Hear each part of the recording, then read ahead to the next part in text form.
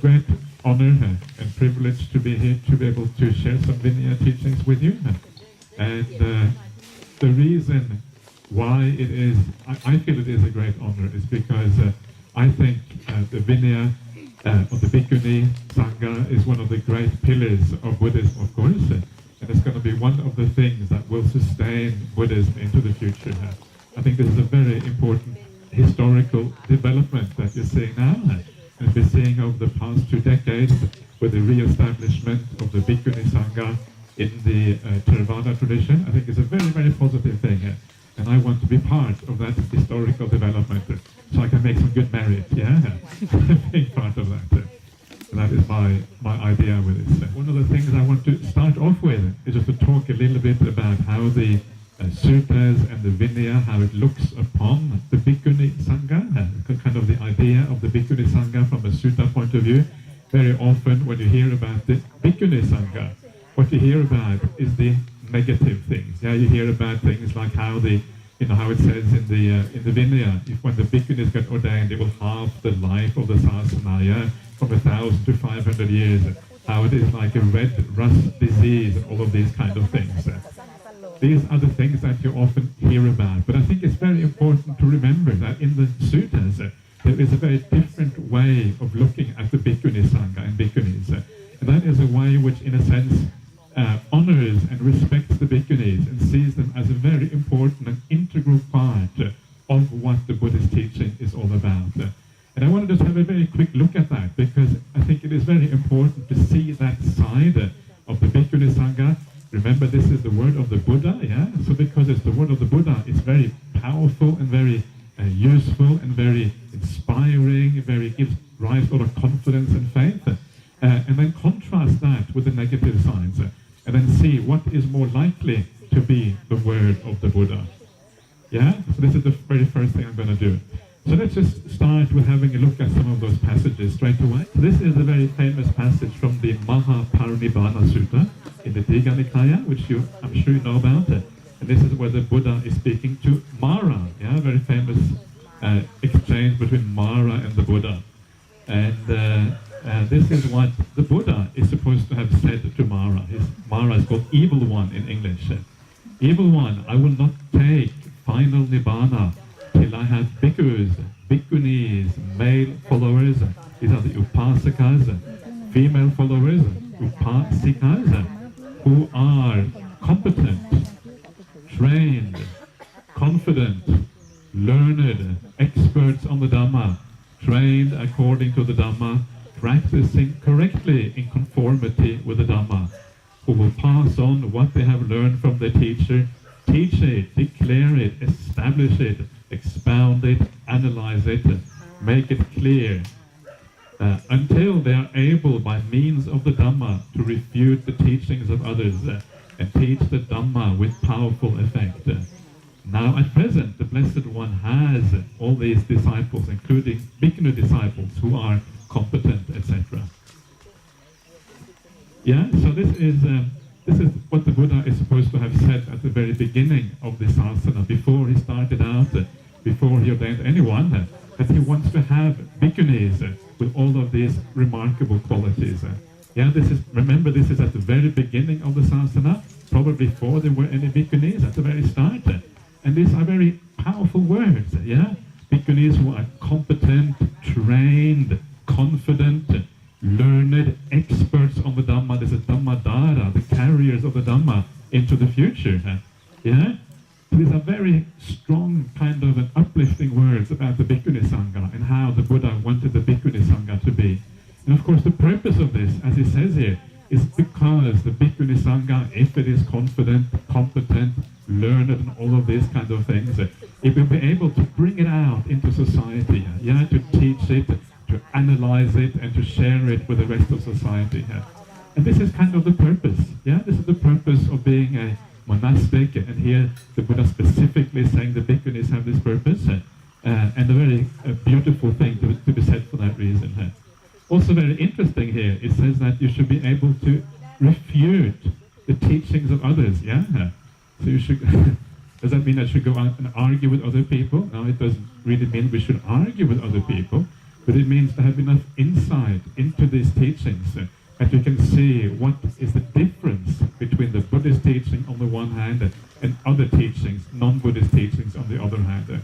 And when you understand the distinction there, and you understand the approach of Buddhism, it means that you can actually show why the Buddhist teachings are correct and why other teachings are not of the same standard and the same quality here.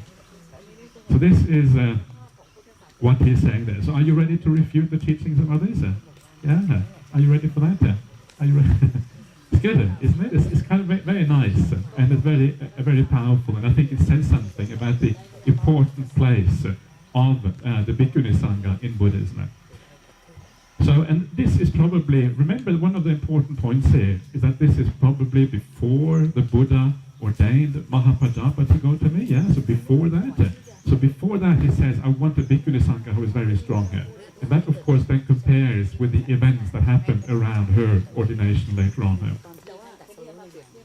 So that is just the very first one. Then we have, this is another famous passage about the Bhikkhunis from the Majjhima Nikaya, and it goes as follows. This is the Buddha talking to a wanderer called Vajragotta. Vajragotta later on becomes a monk, and he becomes an arahant later on. But this is one of the early conversation between Vajragotta and the Buddha. And this is Vajragotta asking... Vajragotta? Yeah, okay. Vajragotta in Pali. Yeah. Vajragotta in Thai. Yeah. Okay. Is what Vajragotta says to the Buddha. Vajragotta says to the Buddha. Apart from Master Gautama and the Bhikkhus, is there any one Bhikkhuni, Master Gautama's disciple, who by realizing for herself with direct knowledge here and now, enters upon and abides in the deliverance of mind, the deliverance by wisdom, and are taintless with the destruction of the taints? Yeah, so this is, here asking, is there any arahant Bhikkhuni, is what he's asking here. And this is what the Buddha has to reply. This is how the Buddha replies. There are not only 100, 200, 300, 400, 500, but far more Bhikkhunis, my disciples, who by realizing for themselves with direct knowledge here and now, enter upon and abide in the deliverance of mind, deliverance by wisdom, and are taintless with the destruction of the taints. Yeah, so lots and lots of arahant Bhikkhuni disciples. And then Vajragotta, he replies, if only Master Gautama and Bhikkhus were accomplished in this Dhamma, but no Bhikkhunis were accomplished, then this holy life, this brahmacharya, would be deficient in that respect. But because Master Gautama, Bhikkhus and Bhikkhunis are accomplished in this Dhamma, this holy life is thus complete in that respect. Yeah, and this is another important thing that you see in a number of places in the suttas, is the idea that without a Bhikkhuni Sangha, the holy life is not complete. Yeah, something is missing. So when all of you ordain and you become Bhikkhunis, what you're doing is you're helping to complete the Buddha Sasana, helping to establish the Buddha's vision from the very beginning of having 4 assemblies and having a strong Bhikkhuni Sangha. Without you, it's incomplete, yeah? That's pretty good news. So it's a wonderful thing to be able to be a Bhikkhuni and to be able to uplift the Buddha Sasana again and bring back those pillars that are necessary for the completion of the holy life. And then there is another sutta where the Buddha says exactly the same thing. This is from the Digha Nikaya, the Pasadika Sutta. And he says, if there are no senior disciples among the nuns, no middle-ranking or junior nuns, these are the Bhikkhunis, yeah, then the holy life is not perfected. If, however, all these conditions are fulfilled, then the holy life is perfected as a consequence. So again, putting the emphasis on the importance of having Bhikkhunis, yeah, very thereby spoken by the Buddha himself. Okay, so let's, I'll move on to a next one here. This is a very short one with a similar kind of theme. Bhikkhus, these 4 kinds of persons are competent, disciplined, confident, learned, experts on the Dhamma, practicing in accordance with the Dhamma. adorn the Sangha. Yeah? What for? The bhikkhus, a bhikkhuni, a male lay disciple, an upasika, or an upasika, the female lay disciple, who is competent, disciplined, self-confident or confident, learned and expert in the Dhamma, practicing in accordance with the Dhamma. They adorn the Sangha. Or you can say another word for that, they make the Sangha shine. Yeah, the word in Pali is sobati. Sobati means to shine. So if you practice the Bhikkhuni life well, you make the Sangha shine. Yeah, isn't that kind of nice? That's nice, isn't it? Yeah. And what is also interesting about this, it's not just the bhikkhus and bhikkhunis, but even the lay people make kind of the Buddhism shine, which also is quite kind of nice. Because sometimes we leave the lay people out and they think, oh, the Sangha's over here, the lay people are over there. But even the lay people, we can bring them in and actually make them feel part of the Buddhist community, an integral part of it, and an aspect that actually makes it shine and makes it beautiful in this sense. On one occasion, the Blessed One was dwelling at Kimbala in the Nichula Grove. Then the Venerable Kimbala approached the Blessed One. The Master paid homage to him, sat down to one side and said, "What is the cause and reason why, Bhante, the good Dhamma, the Saddhamma, continues long after the Tathagata has attained final Nibbana?" Here, Kimbala, after the Tathagata has attained final Nibbana, the bhikkhus, the bhikkhunis, the male lay followers and the female lay followers dwell with reverence and deference or respect towards the teacher. They dwell with reverence and deference towards the Dhamma. They dwell with reverence and deference towards the Sangha. They dwell with reverence and deference towards the training. They dwell with reverence and deference towards each other. This is the cause and reason why the good Dhamma continues long after the Tathagata has attained final Nibbana. So this is another very interesting sutta, and this particular sutta, this particular principles mentioned here are mentioned in many different suttas across all the Nikayas. These are very important principles, and the things that are required to basically keep the Dhamma going into the future. And the things that are required here, obviously, the first one is to respect the Buddha, yeah, and to respect the Dhamma. So how do we? So this is quite interesting already. To me, this is very fascinating. How do we actually do respect the Buddha? How do we respect the Dhamma? You know what the answer is to that one? How do you respect the Buddha? Remember, one of the very interesting things that the Buddha says in the Mahaparinibbana Sutta, you may remember this at the very end, towards the end of the Buddha's life, you have all the devas, all the flowers coming down, remember that? And the Buddha's kind of the scent in the air and all these kind of things.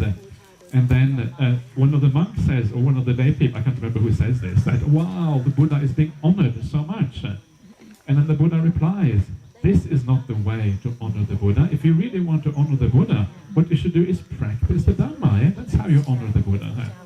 So this is such a powerful thing, because if you look around the Buddhist world today, you find that the vast majority of people, how they honor the Buddha, how they think they honor the Buddha, they actually miss the point.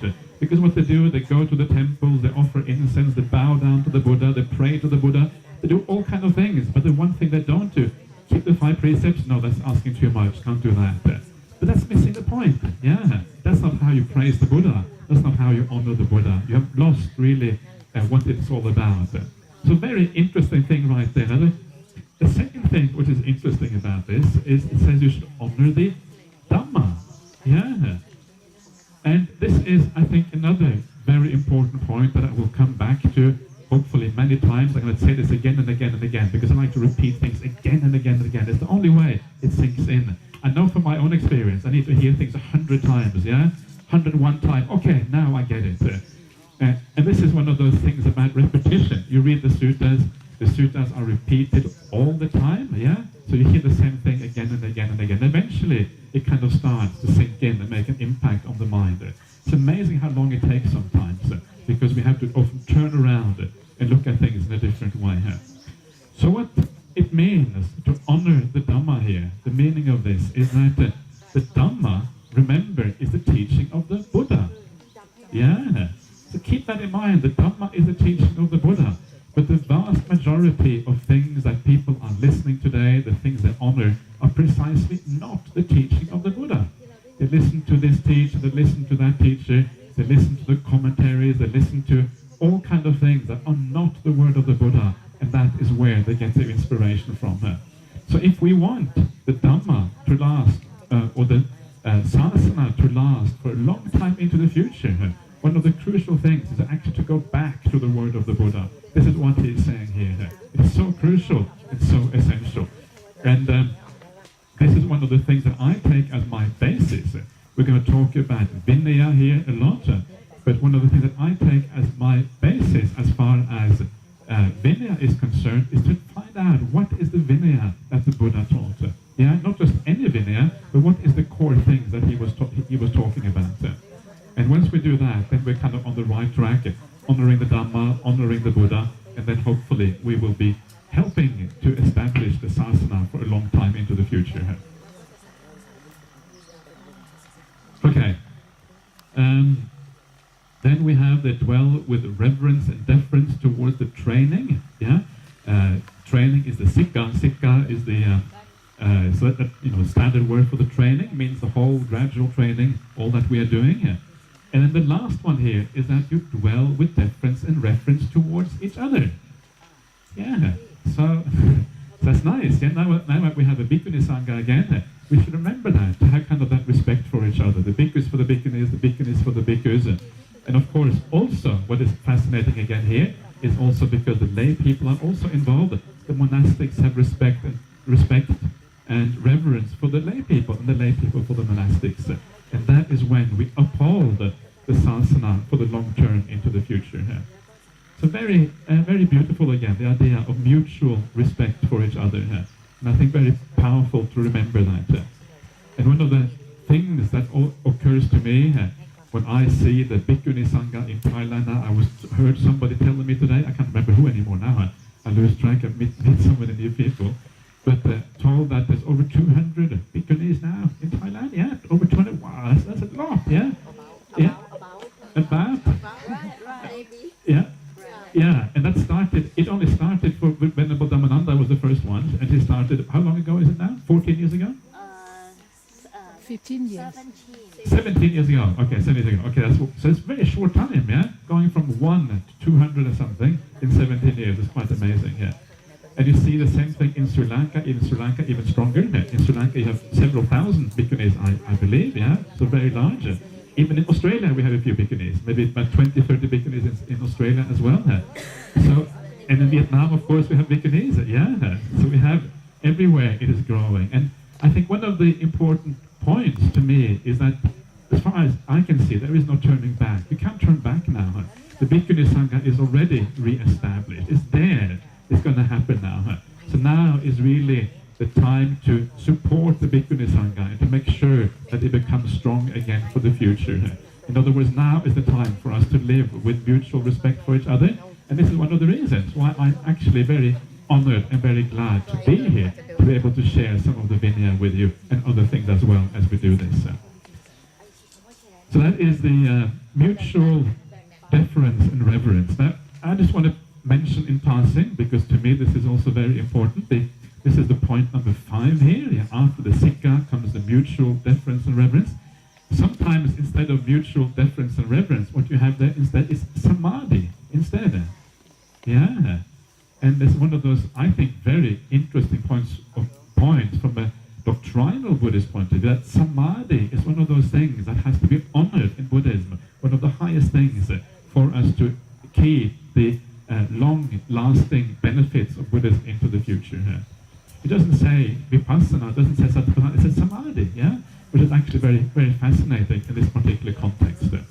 Anyway, that's another subject altogether, but I love the Dhamma so much. I often like to talk about the Dhamma, so if you want to ask questions about Dhamma as well, maybe not during this class, maybe at some other time, you're very welcome to do so.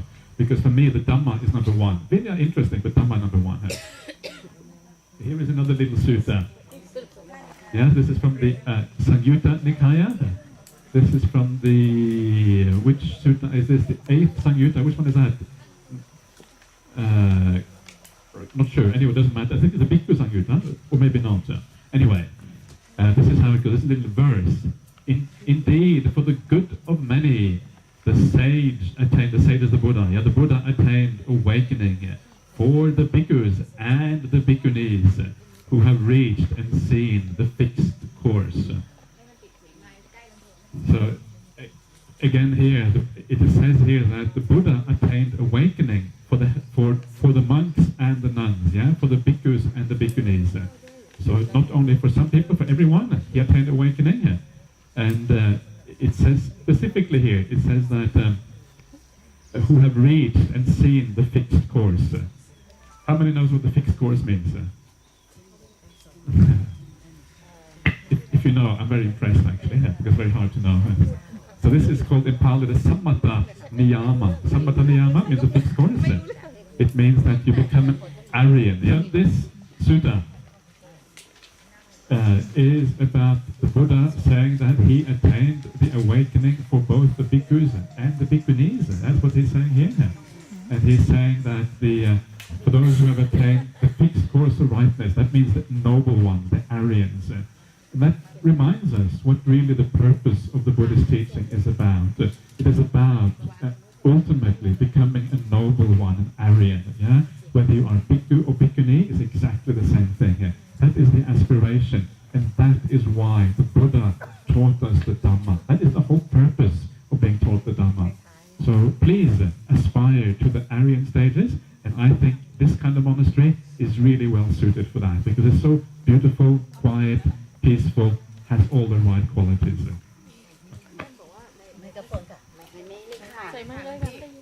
ท่านบอกว่าในพระสูตรในนี้นะคะสิ่งที่แสดงให้เห็นก็คือจุดประสงค์ของพระพุทธเจ้านะคะที่ว่าทำไมในการบวชเนี่ยอะไรคือจุดประสงค์ที่แท้จริงจุดประสงค์ที่แท้จริงของการบวชก็คือทำให้สำเร็จเรียกว่าอะไรในภาษาให้ตรัสรู้ขออนุญาตสรุปนิดนึงแล้วกันนะครับว่าพระพุทธเจ้าท่านตรัสในพระสูตรนี้ว่าจริงๆแล้วคำสอนของท่านเนี่ยไม่ได้เฉพาะภิกษุภิกษุณีเท่านั้นที่จะเป็นผู้ที่ผู้รู้ผู้ตื่นขึ้นมาได้หรือตรัสรู้เนี่ยแต่ว่าเป็นคำสอนที่สอนให้คนซึ่งไม่รู้สามารถที่จะรู้และเข้าสู่ความสงบ จุดประสงค์ของนักบวชเนี่ยไม่ใช่บวชเพื่อแต่ว่าเพื่อทำนิพพานให้แจ้งทำนิพพานให้แจ้งนี่คือจุดประสงค์เดียวจุดประสงค์ที่สำคัญของหลักและท่านต้องการให้ตระหนักตรงนี้ดังนั้นผู้ที่บวชเข้ามาเนี่ยให้เข้าใจด้วยนี่คือจุดประสงค์และนอกนั้นก็จะมีที่สอนอุบาสกอุบาสิกาที่ไม่รู้ก็สามารถเข้ามาเรียนรู้ได้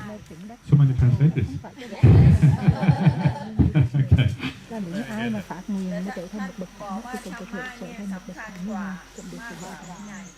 Let's go on to the next sutta, and this is a sutta about a bhikkhuni who has a disciple, a yakka as a disciple. Have you heard about, have you got yakkas? What do you call them in Thai? Yak or yak? Yeah. So what do Thai people think about yaks? Are they afraid of yakkas, or are they kind of friendly with yakkas, or friendly? Okay.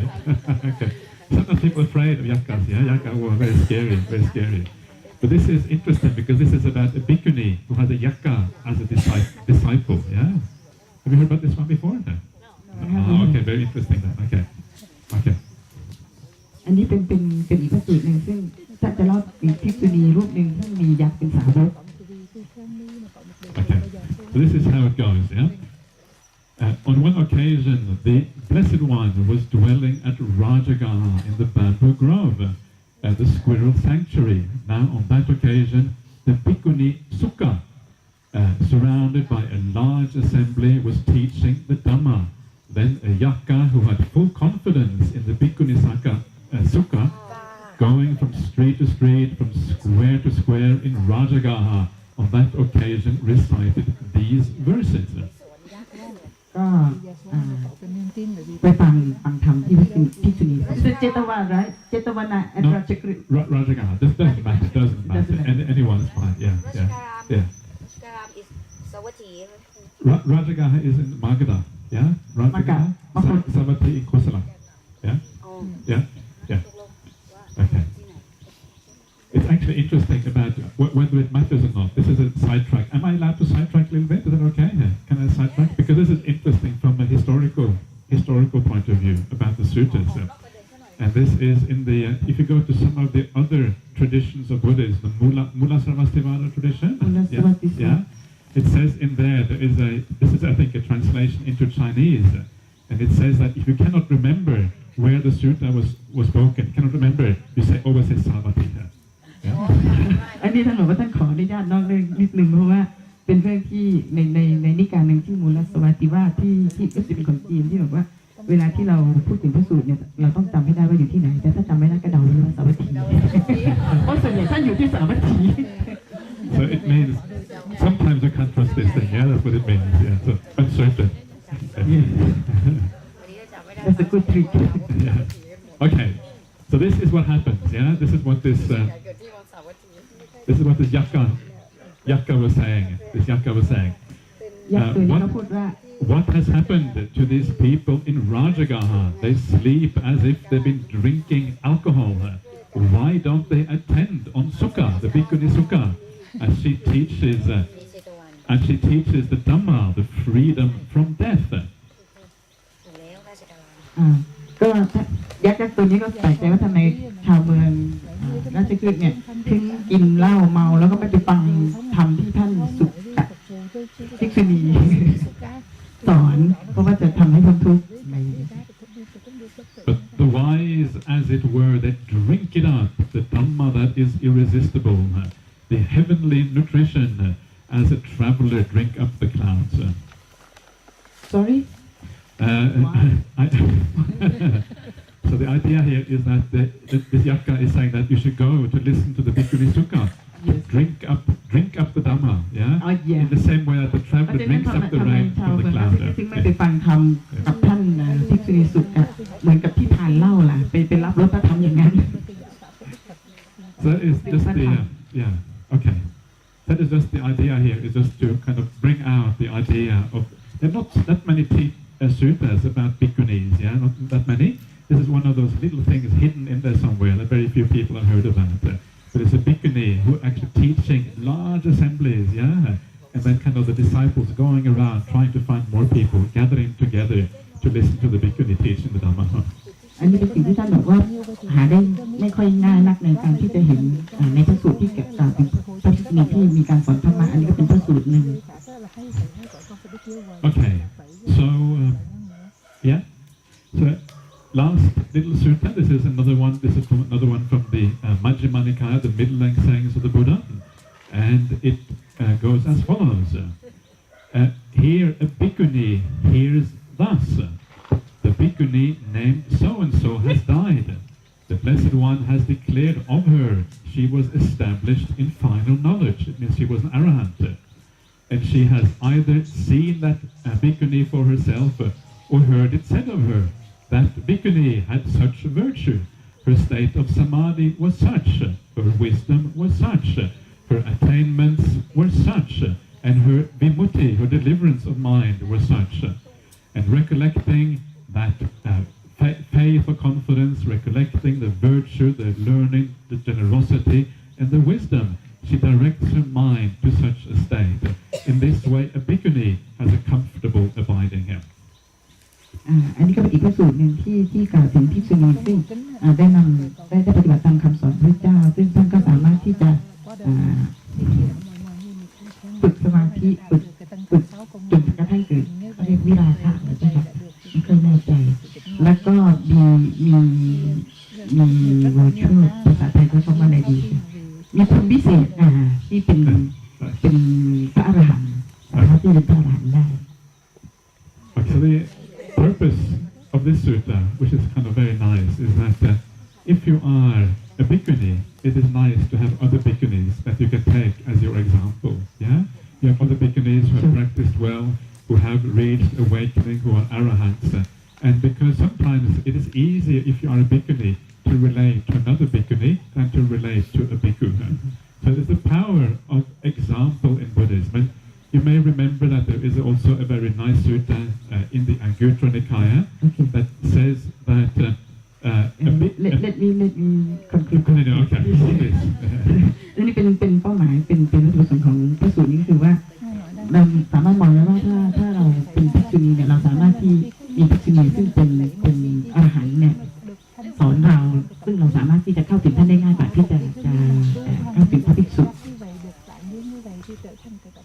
And this other sutta from the Anguttara Nikaya says that if a bhikkhuni should have an example in her life in terms of the highest wisdom, it should be the Bhikkhuni Kema that she takes as an example in her life.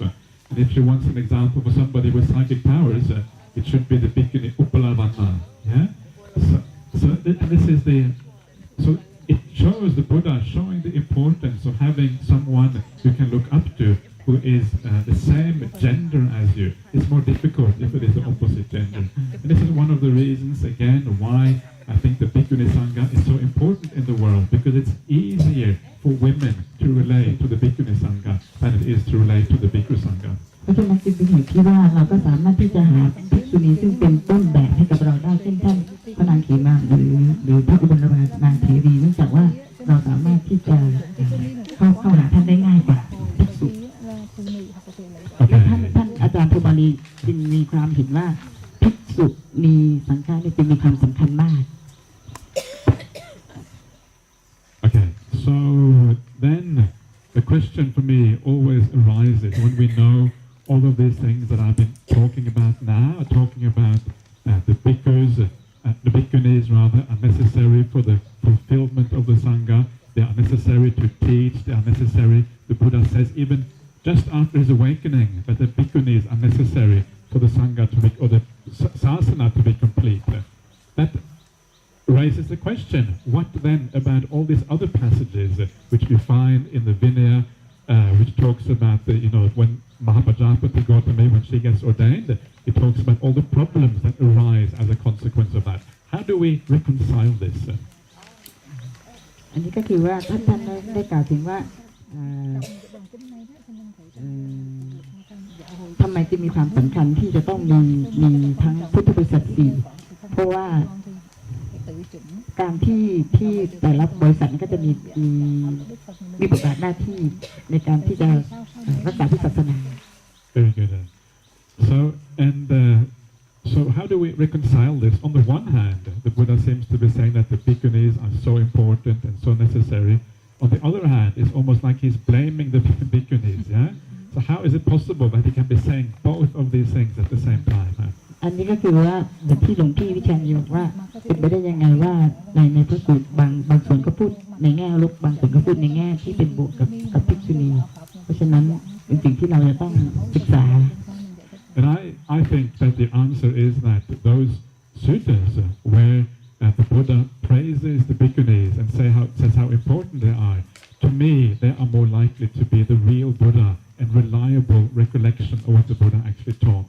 สำหรับท่านเองท่านมองว่าสำหรับพระสูตรซึ่งได้ยกย่องภิกษุณีเนี่ยดูเหมือนว่าจะเป็นคำพูดของพระพุทธเจ้า Why is that the case? And the reason is if you look at the Vinaya, commentary, that's where you find this negative thing about the Bhikkhunis. The Vinaya is a much more large parts of the Vinaya were actually written down much later than the suttas. You can tell that from the language, you can tell that by comparative study between the different recensions of the Vinaya. But the suttas, generally speaking, are earlier than the Vinaya.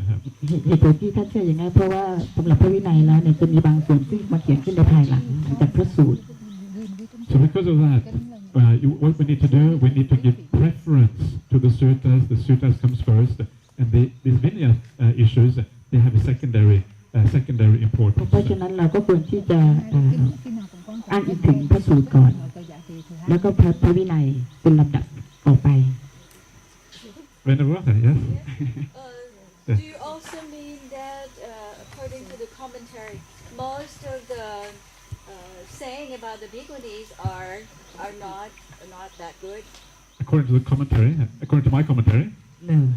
The commentary in the Vinaya, right? Yes, Vinaya commentary. Vinaya commentary. Okay, what do you have in mind in particular? Anything in particular? Well, since you said that according to the canon, the story and the sayings about the Bhikkhuni are really very good and respectful. But according to the commentary, which is written much later, are there normally added some negative part to the Bhikkhuni? Okay, I must admit I don't really know exactly what the commentaries say about the Bhikkhunis. I'm not sure. I haven't really read so much about. I'm not all that interested in the commentaries. No, but Yeah. since you just said that Yeah. you believe that most of the sayings which are supporting the Bhikkhuni side are more original and more of the real sayings of the Buddhas. And not the commentary in that sense. Sorry, he wasn't talking about the commentary, he was talking about the Vinaya. So the Vinaya is actually being compiled later, but it's not the commentaries on the Vinaya, it's just the Vinaya itself. That's being compiled later, as I understood. Talking about the Vinaya, not the commentaries. I was comparing the Vinaya with the Suttas. Yeah. So I will talk more about this later on because this is kind of one of the main subjects of what this is about. Is the Vinaya. So we'll talk about the historical development about the Vinaya very, very soon. And there is I should add, there's a very interesting paper. There is one of my fellow monastics called Venerable Analayo. Have you heard about Venerable Analayo? He's a very prolific scholar. He's written lots of papers, especially about Vinaya studies. And I have sometimes worked with him on those things. And he's actually putting together a big book now with all the kind of his papers in nice order that gives the full, if you like, full overview of how he looks at Bhikkhuni ordination in the Vinaya. And one of the papers that he wrote was specifically about this issue of these things, these negative consequences of ordaining Bhikkhunis. And his finding is that these things must be later. They can't be from the Buddha himself, but there must be a later addition to the Vinaya. And I think that is a very nice way of looking at it because I cannot make any sense of the Buddha on the one hand being so positive, on the other hand being so negative. It's very strange.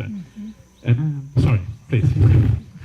เมื่อกี้ก็มีการพูดคุยกันว่าเรื่องของพระวินัยซึ่งใส่เข้าไปทีหลังแล้วก็หลวงพี่วิชานี้ก็ท่านมองพูดไปถึงอัตถกถาแต่ว่าตอนนี้ท่านพรหมาลีอยากจะอยู่ที่พระวินัยกับพระสูตรก่อนนะคะทีนี้ก็ท่านก็มองว่ามีพระภิกษุรูปหนึ่งชื่อภิกษุอนาลโยที่ได้ทำการศึกษาเกี่ยวกับภิกษุณีเขียนหนังสือหลายเล่มแล้วก็เป็นคนซึ่งชี้ประเด็นซึ่งมีการเขียนในแง่บวกและแง่ลบเกี่ยวกับภิกษุณีในหนังสือของท่านถ้าพระสูตรที่พูดไว้ว่าบางทีมันขัดแย้งกันว่าเดี๋ยวในแง่บวกหรือแง่ลบอย่างนี้เกี่ยวกับภิกษุณีในพระสูตร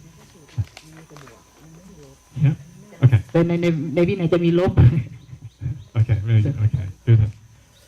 And also very strange when you look at the narrative, the history, as you find it in the Bhikkhuni Khandhaka, in the Chulavagga.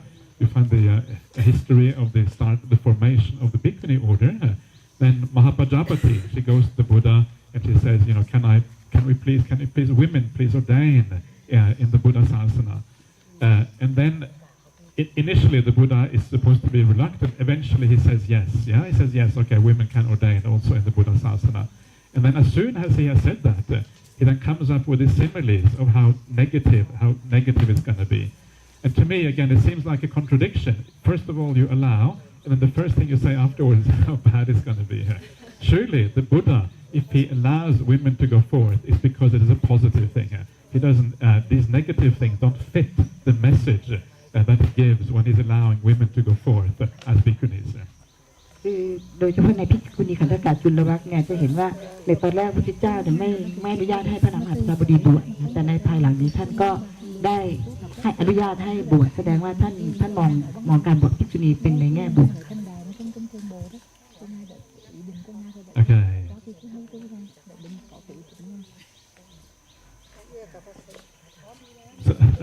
So that is just a little bit of introduction for you about how I regard the importance of Bhikkhunis and how important it is to have that as part of the Sangha and the Sasana, and how without it I think we are diminishing the prospects of Buddhism for the future. I think that with a Bhikkhuni Sangha, I think the Sangha stands a much better chance and Buddhism stands a much better chance of being prosperous and lasting for a long time. There is a big need for more Dhamma teachers in the world. It would be wonderful to have more Bhikkhunis, especially of course for women, but I think also for men as well. It's for the whole society. It would be a great benefit to have Bhikkhunis, just as the Buddha himself envisioned it 2,500 years ago. So please be proud of being Bhikkhunis. Don't be deterred or feel frightened by by the fact that sometimes it may seem like there are forces in society that goes against you. Don't be afraid of that, because right now you have history on your side. You have the right now, I don't think there's any turning back as far as the Bhikkhuni Sangha is concerned. It's already becoming very strong here. วันนี้ท่านก็บอกว่าเป็นการจุดเริ่มต้นที่ได้มาแนะนำแล้วก็เรื่องการเกี่ยวกับภิกษุณีสำหรับตัวท่านเองท่านมองว่าเรื่องของภิกษุณีเนี่ยก็มีการก่อตั้งแล้วก็มีการพัฒนามาจนกระทั่งเราไม่น่าจะย้อนกลับไปแล้วก็ขอให้เราสามารถที่จะรักษาภิกขุณีสังฆะตรงนี้เอาไว้แล้วก็ขอให้มีความภูมิใจที่เป็นภิกษุณีเพราะว่าเวลาที่เราอยู่ในสังคมเนี่ยเราก็จะเป็นส่วนหนึ่งที่สามารถที่จะช่วยสอนคฤหัสถ์ได้ Okay, so are there any questions, any things we need to discuss more about this?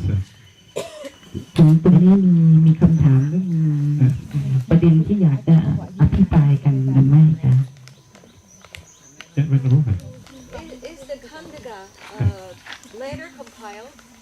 Is the Khandhaka later compiled? The Khandhaka, almost all the Vinaya is a very complex thing. Yeah, there's many things in the Vinaya which are early, like I think most of the Patimokkha rules are early, but a lot of the other stuff in the Vibhanga is much later than the Patimokkha rules. In the Khandhaka, I think it's a similar kind of story.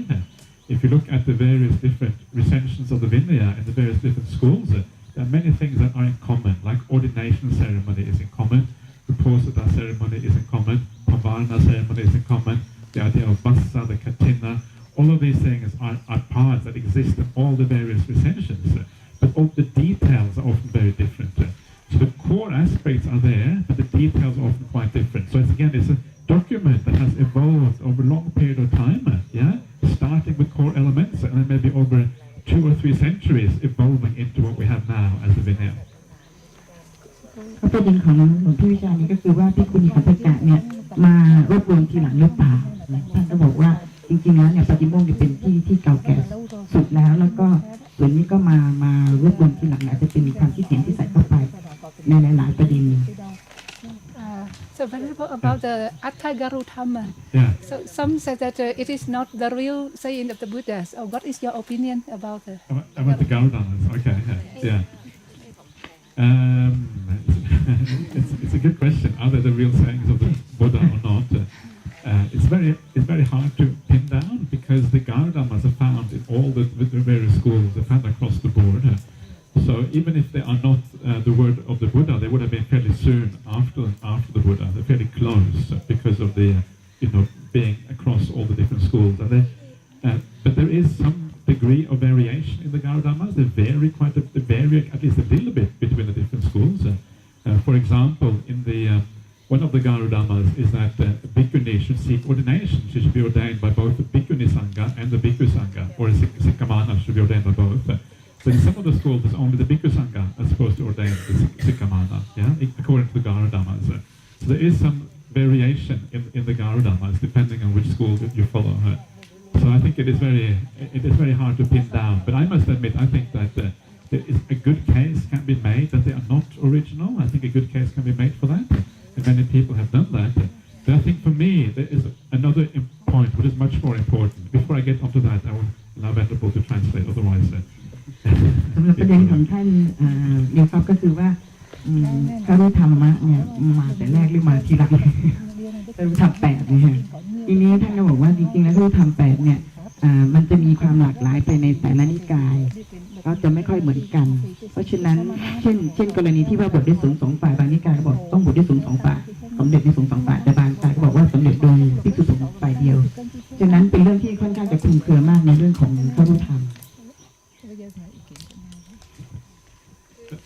คือว่าท่านพูดว่าหลักๆแล้วตัวคฤหัสถ์ธรรม8เนี่ยมีอยู่ในหลายๆนิกายแต่ว่ารายละเอียดมันต่างกันถ้าจะบอกว่าไม่ได้เป็นพุทธพจน์เองก็จะต้องเป็นสิ่งซึ่งตามหลังพุทธพจน์มาไม่นานคือหลังจากพระพุทธเจ้าปรินิพพานไม่นานเท่านั้นคือมันจะใกล้เคียงกันมากเป็นเวลาที่ใกล้กัน The other point, which is, I think, more important about the Gaudamas, is that some of the rules in the Vinaya, like the Sakya rules, and if we look at the Sakya rule, these are the smallest rules in the Vinaya, and they specifically say that it's only an offense in the Seika rules if you don't keep it out of disrespect. Yeah, if you're disrespectful, if you say I don't care about those rules, whether it's good or bad, and then it's kind of bad. The implication of that is that if you don't keep the Seikas, if there is a good reason for it, there is no problem for not keeping the Seika rules. If you have a good reason, it's not out of disrespect, it's because there's a good reason for not keeping them. So in the modern day setting, for example, if you are a monastic and you go to a university or a lecture hall somewhere, you stand while everyone else sitting down. That's actually against the Seika rule. Seika rule says that you should not teach Dhamma while standing when somebody's sitting down. And the reason is because in India that would have been considered disrespectful. But in a lecture hall, it's not disrespectful, it's just the way you communicate between the student and the teacher. So there are many situations in the modern world where the Seika rules, they are essentially cultural rules, and cultural rules change with time. And that's why the Seika rules are very flexible. So if there's a good reason for not keeping them, you don't have to keep them. Shall I stop there? Or shall I continue? Yeah. สำหรับสีกิยะซึ่งหลายคนบอกว่าบางคนก็บอกว่าทำตามก็ได้ไม่ทำตามก็ได้แต่ถ้ามองว่าในโลกปัจจุบันเนี่ยคือสีกิยะเนี่ยบางอย่างก็มันเหมาะกับสังคมวัฒนธรรมอินเดียแล้วก็ในโลกปัจจุบันอาจจะใช้ไม่ค่อยได้ก็คือในอดีตนี่ก็คือเราจะไม่สอนธรรมะยืนสอนแล้วคนฟังนั่งหรืออะไรทำนองนี้แต่ที่นี้เวลาที่อยู่ในโลกปัจจุบันซึ่งเราไปสอนหนังสือในบางครั้งเนี่ยผู้ฟังนั่งแล้วเราต้องยืนสอนในฐานะที่เป็นพระเพราะฉะนั้นสีกิยะจึงมีความยืดหยุ่นมากขึ้นที่จะเป็นไปตามสถานการณ์ของโลกปัจจุบัน The point I'm trying to make is that many of the rules in the Vinaya, they are Seikya kind of rules. The Vinaya is full of small little rules that have to do with etiquette, that have to do with how we treat each other, rules that are relevant for one particular society at one particular time. Seika rules are in the Patimokkha. A large number of these rules are found scattered throughout the Vinaya, the Mahavagga and Shuddhavagga. So all of these rules, in my opinion, are similar to the Seikyas. You keep them if it is the right thing to do in a particular society, but you don't have to keep them absolutely if it is inappropriate. Because just like the Seikyas, it's only if you don't keep them out of disrespect that actually it is a thing. Now, the Garudhammas are that kind of rules. They are small rules that are relevant for a society at a particular time and a particular place. There is no offense for not keeping the Garudhammas. There's no offense for that. All it is, it's kind of something that was considered inappropriate at a particular time. So they are that kind of rule. And because of that kind of rule, for me, there is no, these are cultural dependent. If it feels inappropriate in our modern world to keep them, you don't actually have to keep them. And in Australia, if a Bhikkhuni asks me whether she should keep the Gardama or not, I would say, no, you should not keep the Gardama because it's not appropriate from a modern perspective, certainly not in Australia. And I think probably large parts of the world is not considered appropriate. ก็เป็นประเด็นเรื่องของเสกีวัตรที่ว่าเป็นกฎซึ่งมีความยืดหยุ่นก็เหมาะสมในบางสังคม